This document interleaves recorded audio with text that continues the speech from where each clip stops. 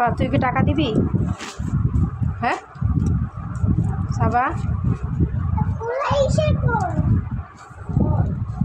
তো কত টাকা হইলে দিয়ে দিবি? 2-3 দিনে যা উঠবো ওটা পাঠিয়ে দিব, আবার রানিং করে আবার উঠে থাকবো যেন ওই জায়গায় যেন আবার ওই যে আবার আওয়া না লাগে। ও টাকা কার কাছে পাঠাবি?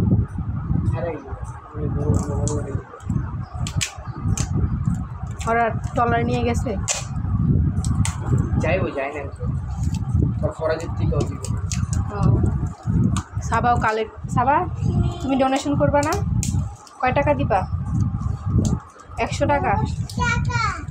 10 টাকা দিলেই হবে? হ্যাঁ 500 টাকা। ওরে বাবা, সবাই বড় লোক, সবাই সাহায্য করবো। হ্যালো।